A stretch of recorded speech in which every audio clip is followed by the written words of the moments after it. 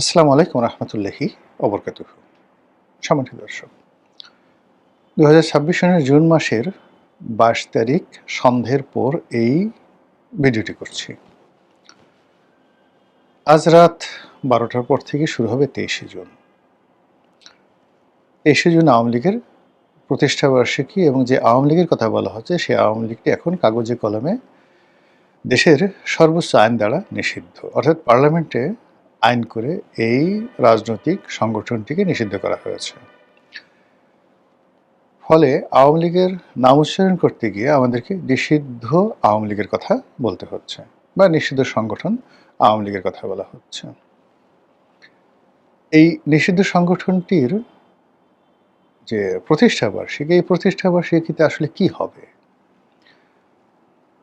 নিষিদ্ধ সংগঠনের কিছু লোকজন মিছিল করবেন, মিটিং করবেন, কিছু পোস্টার লাগাবেন, জয় বাংলা বলবেন, জয় বঙ্গবন্ধু বলবেন।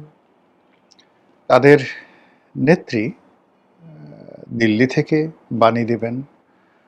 তারপর তিনি হয়তো তার যে সকল নেতাকর্মী রয়েছেন তাদের সঙ্গে কোনো ওয়েব মিটিংয়ে যোগদান করবেন। আর দেশের বাইরে, সেটা কলকাতা হোক, লন্ডন হোক, আমেরিকা হোক, সেখানে হয়তো এই দিবসটিকে উদযাপন করার জন্যে সেখানে তাদের যে বড় সংগঠন রয়েছে সেই সংগঠনগুলো বড় বড় অনুষ্ঠানের আয়োজন করবেন। আর সে অনুষ্ঠানে অডিও বার্তা দিয়ে বা বক্তব্য দিয়ে শেখ হাসিনা এমন কিছু কথাবার্তা বলবেন যা কিনা আওয়ামী লীগ বিরোধী যারা লোকজন রয়েছেন তাদের গায়ে আগুন লেগে যায়। এই তো, এর বাইরে আসলে কি হতে পারে? ওদিন তো পশ্চিম দিকে চাঁদ উঠবে না, বা পূর্ব দিকের পরিবর্তে পশ্চিম দিকে সূর্য উদিত হবে না। ওই দিন আকাশ থেকে বজ্রপাত পড়বে না, মানে আগামীকাল। কিংবা ধরুন আমাদের যত গর্তের মধ্যে, বনে জঙ্গলে যে সকল বড় বড় গোকরা সাপ আছে, সেগুলো সব ফনা ধরে গোকরা সাপগুলো গর্ত থেকে বের হয়ে এসে আওয়ামী লীগ বিরোধী যারা শক্তি তাদের সামনে মানে একেবারে ফনা তুলে ফোঁস ফাঁস শব্দ করবে না। আর আওয়ামী লীগের বিরোধী যে সকল লোকজন রয়েছে তাদেরও অন্ততপক্ষে ভয়ে চিত হয়ে পড়বে। নট লাইক দ্যাট, এরকম কোনো কিছু করার কোনো কারণই নেই। আওয়ামী লীগ যারা করেন তারা এখনও মানুষ। এদের মধ্যে কেউ রাক্ষস আছেন, খোক্ষস হয়ে গেছেন, এরকম কোনো নজির এখনো পর্যন্ত দেখা যায়নি।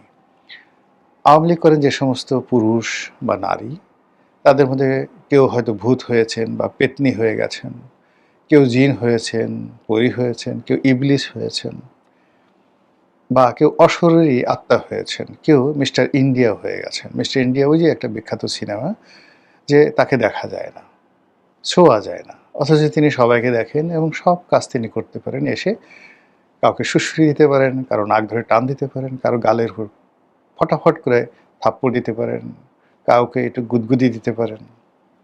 আপনার সেই অনিল কাপুরের সেই বিখ্যাত শ্রীদেবী এবং অনিল কাপুরের সেই বিখ্যাত সিনেমা মিস্টার ইন্ডিয়া। তো আওয়ামী লীগের মধ্যে এমন কেউ এখনও পর্যন্ত মিস্টার ইন্ডিয়া হননি, যিনি আপনারই আমারই মাঝে উপস্থিত থেকে অদৃশ্য হয়ে যেতে পারেন এবং সেই অদৃশ্য জায়গা থেকে আমরা রাস্তায় হাসছি, খাচ্ছি, আর আমাদেরকে তারা এসে আচ্ছা মতো চড় দিচ্ছে, থাপ্পড় দিচ্ছে, নাকশা ফাটিয়ে দিচ্ছে, নাকের বদনা ফাটিয়ে দিচ্ছে।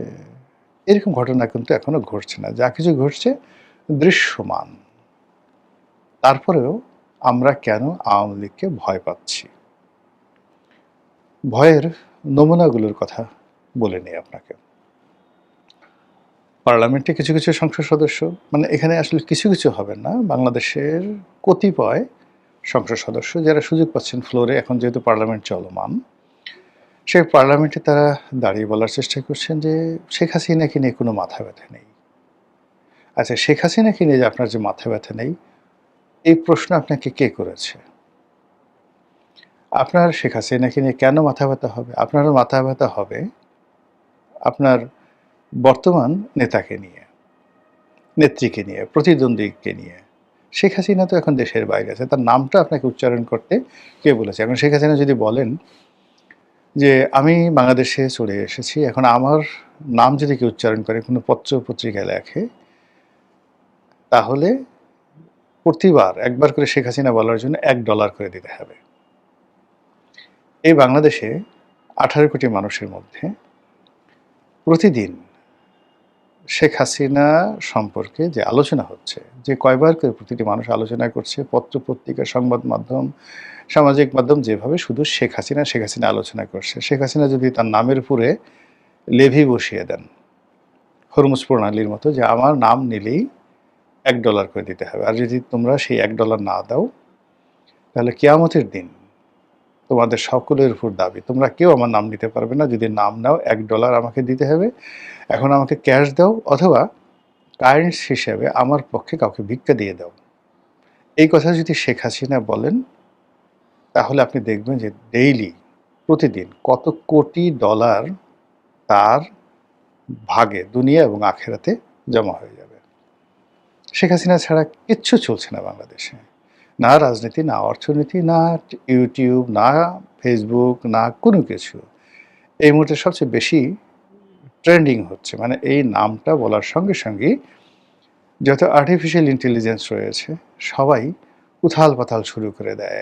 আরও কী করে এটাকে প্রমোট করা যায়, মানে কত লাইক কমেন্ট দেওয়া যায়, কত মানুষকে এর দ্বারা মোহগ্রস্ত করা যায়। আমার কাছে মনে হচ্ছে পৃথিবীতে এই মুহূর্তে কোনো সিঙ্গেল নাম এইভাবে ট্রেন্ড হচ্ছে না। সেটা মোদি বলেন, ডোনাল্ড ট্রাম্প বলেন, অন্য যে সকল গ্লোবাল লিডার বলেন, বেশি সংখ্যক মানুষের মধ্যে সবচেয়ে বেশি উচ্চারিত হচ্ছে। আপনি এআই টুলসে গিয়ে দেখেন, ফেসবুকে সার্চ দিয়ে দেখেন, মেটাতে দেখেন, ইউটিউবে গিয়ে দেখেন, গুগলে গিয়ে দেখেন, বাইদুতে গিয়ে দেখেন, সেখানে সবচেয়ে এই মুহূর্তে বেশি উচ্চারিত সিঙ্গেল নেম, এটা না মেসি, না রোনালদো, না কাকা, না এমবাপ্পে, না শাকিরা, নাথিং, নোবডি। এখানে শেখ হাসিনার নাম সবচেয়ে বেশিবার আলোচিত হচ্ছে। হোয়াই? শেখ হাসিনা কি ভূত হয়ে গেছেন, প্রেত হয়ে গেছেন, দানবী হয়ে গেছেন, নাকি মহামানবী হয়ে গেছেন? এটা পরের ব্যাপার। ব্যাপার হলো আমরা এই বিষয়গুলো আলোচনা করছি, এবং এরই প্রেক্ষিতে এই বাংলাদেশে একের পর এক লঙ্কাকাণ্ড ঘটে যাচ্ছে। 23শে জুন কী হবে আমি তো আগেই বললাম। সকালবেলা সূর্য উঠবে, বিকালবেলা অস্ত যাবে। কিছু কিছু মানুষ মিছিল করার চেষ্টা করবে, তারপর বাংলাদেশের মধ্যে পুলিশ তাদেরকে ধাওয়া দেওয়ার চেষ্টা করবে। ছাত্রদল, যুবদল, শিবির, এনসিপি তারা ঐক্যবদ্ধ হয়ে তাদেরকে বাধা দেওয়ার চেষ্টা করবে। আর 2-4টি জায়গাতে ছাত্রলীগের লোকজন তারা সংগঠিত হয়ে 2-4টা অকারেন্স ঘটানোর চেষ্টা করবে, এবং সেটাকে তারা ফলাও করে ইন্টারনেটে প্রচার করবে যে আমরা এটা করে ফেলেছি, ওটা করে ফেলেছি, ইত্যাদি ইত্যাদি। ওই যে নেত্রকোনাতে হঠাৎ করে একটা ছেলেকে, জুলাই যোদ্ধা, তাকে ধরে তারা মারলো, তারপরে রাতের আধারে তাকে একটা ভিডিও করলো, জুলাই যোদ্ধাদেরকে গালি দেওয়ালো, জয় বাংলা, জয় বঙ্গবন্ধু বলালো, এরপর ছেড়ে দেওয়া হলো। এই বিচ্ছিন্ন ঘটনাটিকে নিয়ে আওয়ামী লীগের লোকজনের সে কী যে হাসি, কী যে খুশি, মনে হয় যেন তারা একেবারে সে ট্রয় নগরী জয় করে ফেলেছে। তেমনি এইবারের যে 23শে জুন, এই 23শে জুন নিয়ে আওয়ামী লীগ কতটা সফল হবে, ব্যর্থ হবে, ডাজ নট ম্যাটার, কিন্তু সরকার এটাকে একেবারে আলটিমেটলি সফল করে দিয়েছে। সরকারের কর্তা ব্যক্তিরা কথা বলছেন, বিরোধী দলীয় নেতারা কথা বলছেন, সরকারি সংগঠন থেকে শুরু করে বিরোধী দলীয় সংগঠন যুগপৎভাবে কাঁধে কাঁধ মিলিয়ে সবাই ঐক্যবদ্ধ হয়ে একেবারে দেখা গেল যে, মানে কোনো বিদেশি শক্তি যখন বাংলাদেশে আক্রমণ করতে আসে, তখন সকল বাংলাদেশি যেভাবে মুক্তিযুদ্ধের কাঁধে কাঁধ মিলায়, এইভাবে আওয়ামী লীগ ঠেকানোর জন্য তারা বলতে গেলে নিজেদের মুক্তিযুদ্ধের যে একটা মহড়া, এটা শুরু করে দিয়েছে 23শে জুন উপলক্ষে। তার সঙ্গে রাষ্ট্রীয় বাহিনী, যেটা আগে হতো, বেনজির যে হুমকি দিতেন, হারুন যে হুমকি দিতেন, এইভাবে এখনও রাষ্ট্রীয় বাহিনী হুমকি দিচ্ছে। র্যাব বলল যে কোনো অবস্থাতে নিষিদ্ধ সংগঠনকে দাঁড়াতে দেয়া হবে না। এই প্রথম মানে মার্কিন স্যাংশন খাওয়ার পর র্যাব মাথা তুলে দাঁড়ালো এবং বীরের মতো বিরাট একটা হুঙ্কার ছাড়লো। কি হবে না হবে কালকে বড় ব্যাপার, র্যাবের সঙ্গে হয়তো ছাত্রলীগের কারো দেখাই হবে না, কিন্তু র্যাব একটা হুঙ্কার দিয়ে বসলো। পুলিশকে রেড অ্যালার্ট জানানো হয়েছে। সারা বাংলাদেশের পুলিশ সর্বোচ্চ সতর্কতা নিয়ে 10 নম্বর মহাবিপদ সংকেত মোকাবেলা করার জন্য তারা বসে আছে। আও আও, আঞ্চলিক ভাষায় বললাম, আসো আসো, এসো এসো প্রিয়, তোমাকে ধরবো। তোমাকে আটকাবো, হ্যান্ডকাপ পরাবো, তোমাকে ঘেরাও করব, তোমার বিরুদ্ধে মামলা দেব, আসো আসো আসো। এরকম একটা অবস্থা নিয়ে তারা বসে আছে, বিশাল আগ্রহ। আর বসে থাকার সঙ্গে সঙ্গে কিন্তু তাদের মধ্যে একেবারে ভয়ভীতি নাই তাও না। ওই যে আগে বললাম ভূত প্রেত জিন পরি এই সমস্ত ভয় তাদের মধ্যে পেয়ে বসেছে, যে আমরা আগে দেখতাম যে ওই লোকটার উপর জিন আসর করেছে, ফলে সাধারণ একজন মানুষ আমরা তার সঙ্গে গণ্ডগোল লাগাতে পারতাম না। এখন মনে হচ্ছে যে আওয়ামী লীগের প্রত্যেকটা নেতাকর্মী যারা আছে তাদের উপর জিন আসর করেছে এবং সেই জিনের ভয়ে অনেকেই তটস্থ। থানা পুলিশ র্যাব এগুলোর বাদে যেটা হলো যে ৬টা জেলাতে টার্গেট করে ৬টা জেলাতে সেনাবাহিনী নামানো হয়েছে। একটি ২৩শে জুনকে কেন্দ্র করে যেখানে কোনো কিছু হচ্ছে না, হয়নি, ৪-৫টা পোস্টার লাগানো হলো বা কিছু একটা মানে অনুল্লেখ্য, সেখানে সেনাবাহিনী নামানো হয়েছে রীতিমতো, মানে যাকে বলে সেনাবাহিনী নামানো মানে কি জরুরি অবস্থা। তো এই যদি হয় জরুরি অবস্থা, তাহলে সেক্ষেত্রে যদি আওয়ামী লীগ সত্যিকার অর্থে কোনো কিছু একটা করার চেষ্টা করে, তাহলে তো মানে বিদেশ থেকে আসলে লোকজন ভাড়া করে আনতে হবে।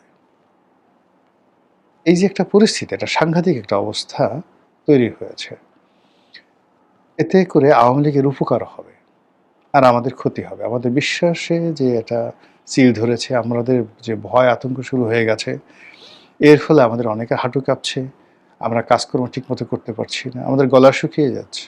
হায় হায়, কী হবে? এই যে ২ বছর ধরে আওয়ামী লীগের বিরুদ্ধে যে সকল কথাবার্তা বলেছি, মানে আমাদেরকে কি করবে আওয়ামী লীগ এসে? এরকম চিন্তা যাদেরকে পেয়ে বসেছে, তারা আর যা হোক ঠিকমতো খেতে পারবে না, ঘুমাতে পারবে না, তারা বাথরুম করতে পারবে না, ছেলে মেয়েকে চুমো দিতে পারবে না, স্ত্রীর সঙ্গে স্বাভাবিক সম্পর্ক করতে পারবে না। আর আমাদের মতো যারা পুরনো পাপী, আমরা তো আসলে আওয়ামী লীগকে সমালোচনা করে আসছি সেই ২০০৯ সন থেকে। আমি যখন আওয়ামী লীগের এমপি তখন থেকে সমালোচনা করে আসছি, ফলে আমার টেনশনটা আপনি চিন্তা করেন। পার্সোনালি আমার আসলে হয়তো অনেকের মতো অতটা ভয় নেই। এটা নির্বুদ্ধিতার কারণ হতে পারে, অন্য যে কোনো কারণ হতে পারে, কিন্তু জেনারেলি ভয় নেই। কিন্তু চারিদিকে এত মানুষ যদি ভয় পায়, এটা একটা ভাইরাসের মতো। আপনি দেখবেন যে হাসি, ভয় এবং কান্না, এই ৩টে অনেকটাই ভাইরাসের মতো। অনেকগুলো মানুষ কাঁদছে, আপনি সেখানে দাঁড়ান, দেখবেন আপনার কান্না করতে ইচ্ছে করবে। অনেকগুলো মানুষ দৌড়াচ্ছে, আপনি দাঁড়িয়ে থাকতে পারবেন না, আপনি মনে করবেন যে আমি একটু দৌড় দেই। অনেকগুলো মানুষ ভয় পাচ্ছে, আপনিও সেখানে ভয় পেয়ে যাবেন। তো সেই অর্থে আসলে এই যে একটা ভয়ের সংস্কৃতি শুরু হয়েছে আওয়ামী লীগকে নিয়ে, এই ভয়ের পরিণতি আমাদের সবাইকে কোন জায়গাতে নিয়ে যায় সেটাই দেখার বিষয়। এবং ২৪ তারিখে, জুনের ২৪ তারিখে আবার একটা ভিডিও করে এই যে ভয়ঙ্কর ২৩শে জুন আওয়ামী লীগের যে প্রতিষ্ঠা বার্ষিকী, সেটা কি হলো সেগুলো মজা করে আপনাদের কাছে বলার চেষ্টা করব। আসসালামু আলাইকুম ওয়া রাহমাতুল্লাহি ওয়া বারাকাতুহু।